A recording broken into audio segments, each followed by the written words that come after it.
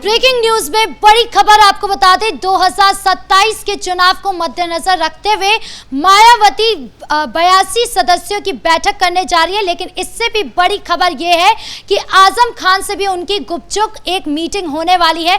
तो क्या है ये पूरा मामला, बताएंगे आपको। मेरे साथ मौजूद है मेरे सहयोगी हर्षी। सर, क्या है ये पूरा मामला और मायावती और आजम खान को लेकर क्या है? देखिए, 29 अक्टूबर की तारीख होगी जब दोपहर में 82 बड़े नेताओं के साथ मायावती एक बैठक करेंगी।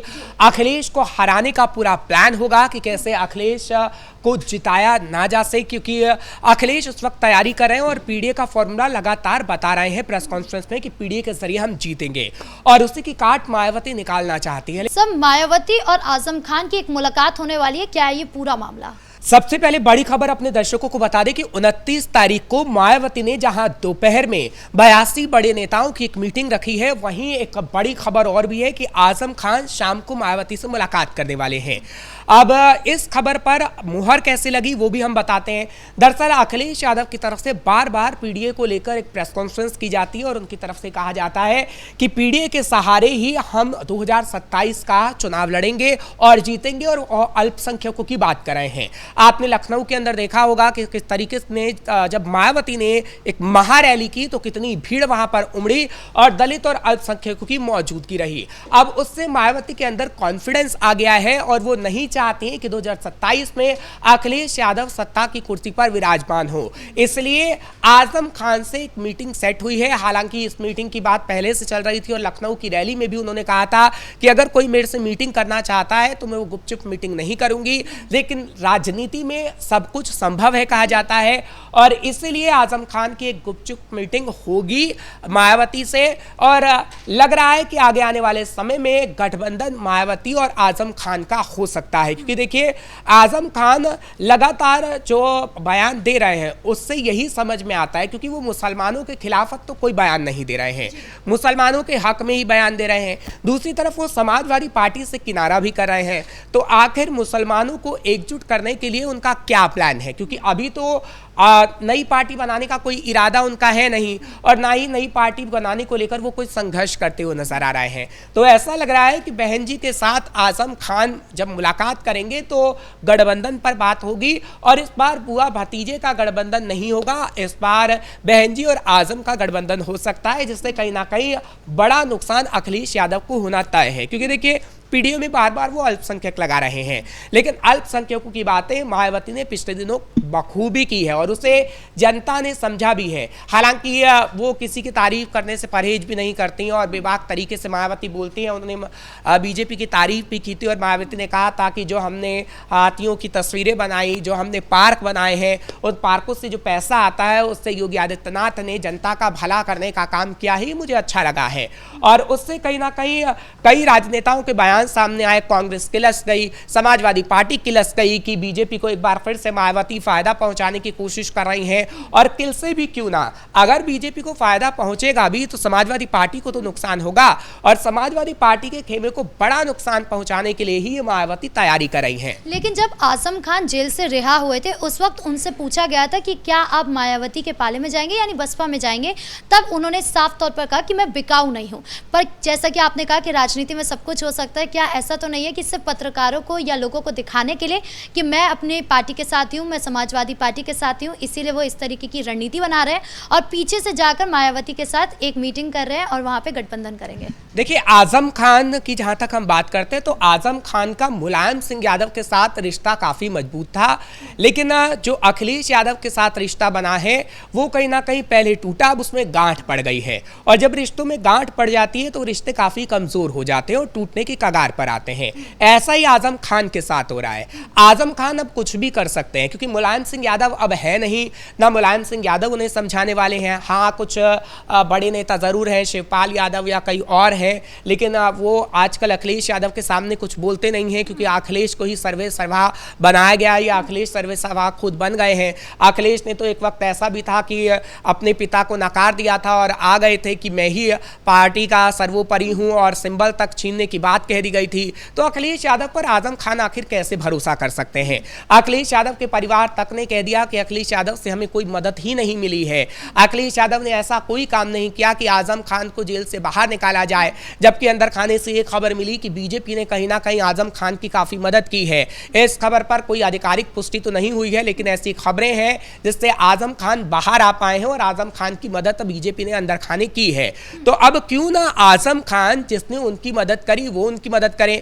देखिए, ये सब खुले तौर पर नहीं होता है। बिहार के अंदर आप देख रहे हैं कि तेज प्रताप यादव को जब से निष्कासित कर दिया गया, जब से बीजेपी कितने बड़ाई तेज प्रताप यादव की कर रही है।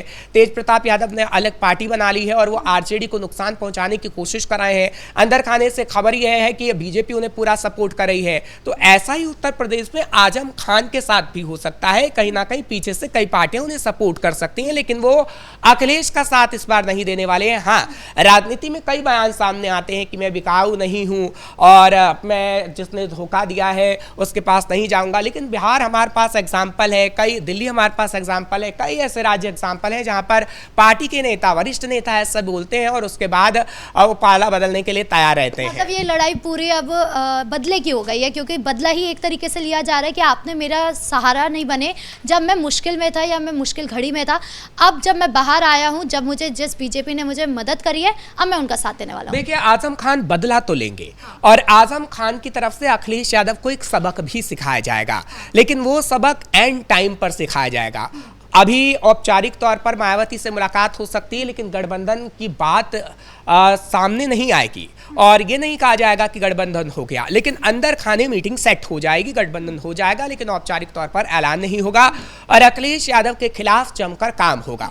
मायावती जो 82 नेताओं के साथ मीटिंग कर रही हैं, उनको ये काम दिया जाएगा कि देखिए, जहां पर समाजवादी पार्टी मजबूत है वहां पर हमें किस तरीके से उन्हें कमजोर करना है, और यही रणनीति मायावती इस वक्त बना रही हैं। और ऐसे में आजम खान का उनको साथ मिल जाता है तो सोने पे सुहागा हो जाएगा और मुसलमान वोट बैंक कहीं ना कहीं मायावती के पाले में आ सकता है। ये नहीं हम कहेंगे कि मायावती आगे आने वाले समय में सरकार ही बना लेंगी, लेकिन मायावती अपने संगठन को मजबूत करने की बखूबी कोशिश कर रही हैं। बिल्कुल, 2027 का चुनाव नजदीक है। देख रहे हैं कि मायावती ने पहले महारैली करी, उसके बाद उन्होंने अपनी पार्टी में फेरबदल किया, अब उसके बाद एक और इनकी मीटिंग होने वाली है, तो मतलब लगातार वो एक्टिव नजर आ रही हैं। क्या चल रहा है उनको? सीधा वो अखिलेश यादव के वोट बैंक पर निशाना साधेंगी? बिल्कुल, देखिए, वो गुरेज भी तो नहीं कर रही है ना। पहले उन्होंने अपने भतीजे को मैदान में उतारा, हालांकि उनके भतीजे ने मोदी साहब के बारे में कुछ ऐसी बातें कही, फिर हटा दिया, फिर उन्हें मैदान में लाई। तो मायावती बहुत सोच समझकर फैसला ले रही है कि पार्टी के लिए क्या सही होगा, और वो गुरेज नहीं कर रही है कि चाहे वो समाजवादी पार्टी के साथ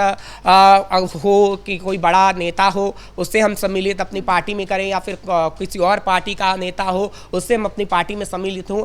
अभी मायावती सिर्फ इतना चाहती हैं कि जो उनकी सीटें विधानसभा चुनाव में शून्य होती जा रही हैं वो कहीं ना कहीं धीरे धीरे बढ़े और उनका संगठन मजबूत हो, क्योंकि देखिए, पार्टी का होना सबसे बड़ी बात है। बसपा जिंदा रहेगी तभी मायावती भी अपनी सरकार कभी बना पाएंगी, जैसे मायावती ने सरकार उत्तर प्रदेश में बनाई है। और पार्टी को जिंदा रखने के लिए चेहरों की जरूरत है, जो मायावती के पास कम पड़ते जा रहे हैं। हालांकि मायावती खुद एक बड़ा चेहरा है, लेकिन वो कुछ और चेहरे को लाना चाहती है। जिस तरीके से आकाश को आपने देखा कि कैसे लाइमलाइट में लाया गया, और आकाश वाकई लाइमलाइट में आए हैं और कहीं ना कहीं दुनिया में उनकी एक पहचान बनी है कि किस तरीके से उन्होंने पार्टी को मजबूती देने का काम किया है।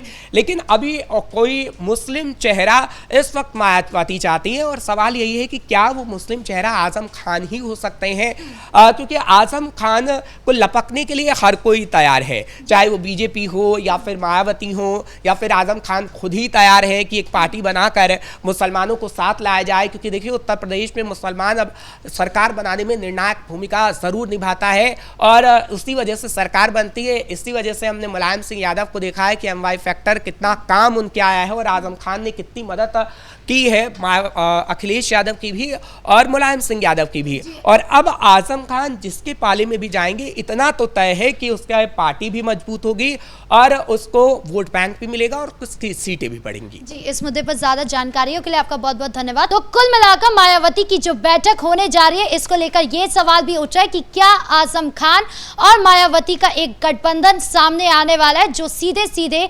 अखिलेश यादव को झटका देगा? आपको क्या लगता है? कमेंट बॉक्स में जरूर बताएं। ब्रेकिंग न्यूज में इतना ही। कैमरा पर्सन कुणाल के साथ मैं राधिका राज।